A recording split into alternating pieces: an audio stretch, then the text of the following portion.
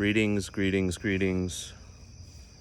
I wanted to do a little video. I haven't done a video in a while.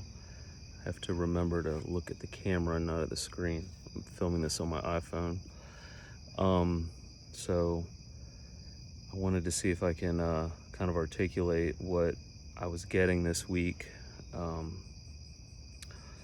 So I was up in my studio. I was working on a painting of an outdoor wedding. I was painting the ceremony, this beautiful Spanish moss hanging down over this wedding ceremony. And basically the whole thing was nature, except for including the people and the bride and the groom who were walking down the aisle, painting this scene. And this was like after hours of painting. And I start to hear this phrase over and over again. And I sense in my spirit, I'm hearing the phrase, the languages of God, the languages of God, the languages of God, the languages of God. And it keeps going. And I realize that the Lord is speaking to me. Oh, another part of this whole experience was that there was this beautiful music playing. I had done the Spotify radio, and the music was just so beautiful. And so I'm just having this moment of sensory bliss, and I'm hearing this phrase. And what I felt like the Lord was saying to me, he was teaching me on a different level that he communicates to us in many different languages. And what I was getting is that, I don't know if you've ever been in this space where you get so deep into a sensory experience like music that I'm not a musician, so I don't know the terminology and stuff, but you can get in this pocket of listening that the sounds almost become like a language, and the tones and the rhythm, and it's speaking to you, and speaking to me at least, and it's like an abstract language, but it's speaking to my ears, it's speaking to my heart. It was like speaking about heaven to me. It was like I'm having this experience of heaven through these sounds. And I really, really felt like the Lord was saying, music is one of my languages. Sound is one of my languages. Visuals are one of my languages. And so I just got a text. And so I then began to realize that God communicates to us through all of our senses. This is not a breakthrough idea, but when God says a thing, it feels like a breakthrough, because you get it on such a deeper level. And that each medium has its own language set, if you will. Each sense, the tongue, food, taste, smell, the body has different faculties, the five senses that can receive communication to the senses, and that God communicates to us through all of our senses. I believe the soul, has its own set of senses that can pick up on stuff, and God communicates through that.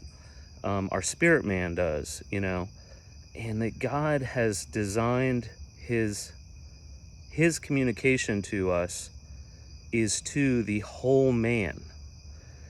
And we were just immersed, when God is communicating, when his presence is there, his communication to us can be to many parts of who we are, body, soul, and spirit.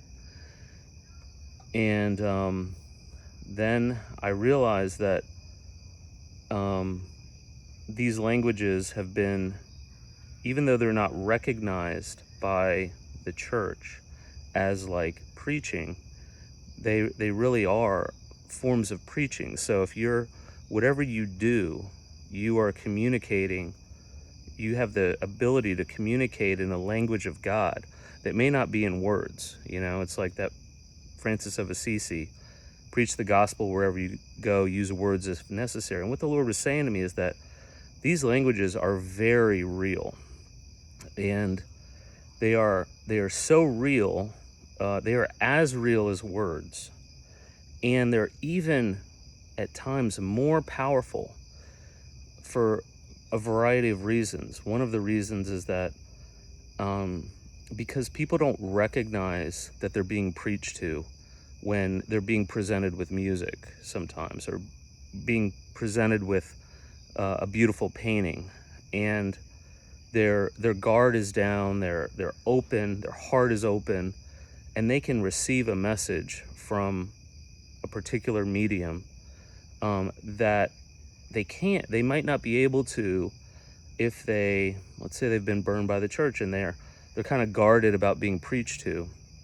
Well, God can still speak through other senses to them. I know I've had moments in museums where I'm just transfixed by, if that's even a word, by an image. It grabs me on such a deep level, you know, and there aren't words being spoken. And, you know, I think of Psalm 19. It's the psalm that says, you know, the heavens declare the glory of God, language pours forth, and there is no speech, there is no words, but language is pouring forth. And so God, this was just a further deepening of that understanding.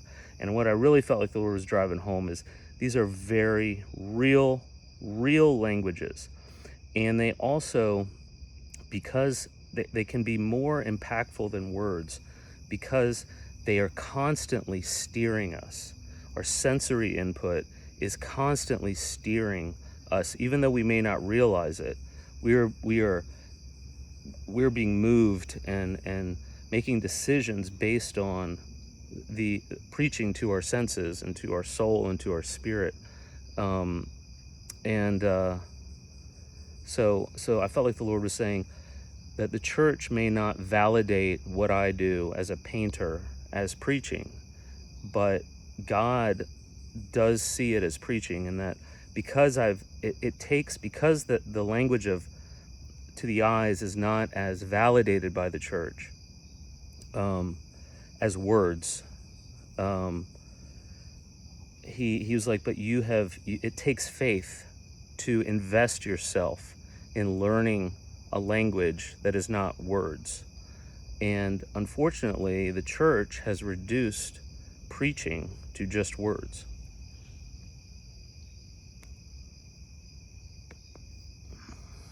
This is a language of God.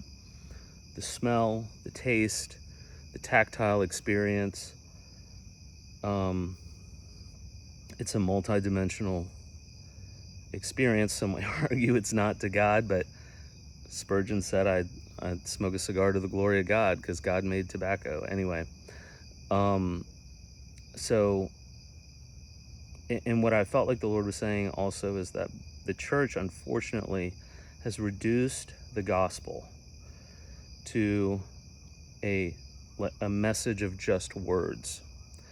And what that does is it reduces him and his ability to communicate, and it also reduces us to merely word receptacles.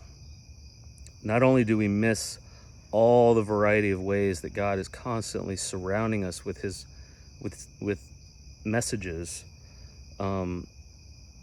we're unable to commune with him through these languages. And so we miss out on that relationship that he wants to have with us, that is a multi-sensory, multi-dimensional relationship, a dialogue beyond words. And we are so much more than just containers for words.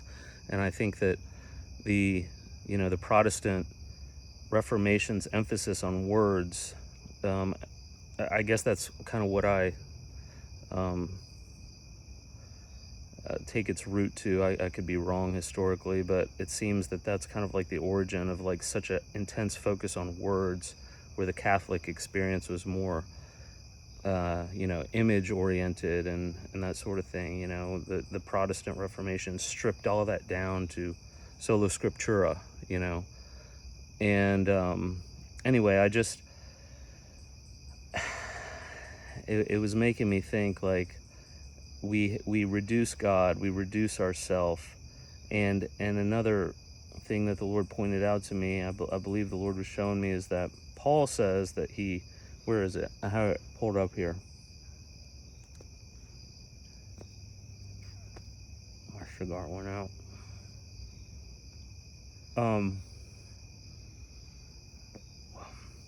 I dare not boast about, this is Romans 15:18. I dare not boast about anything except what Christ has done through me.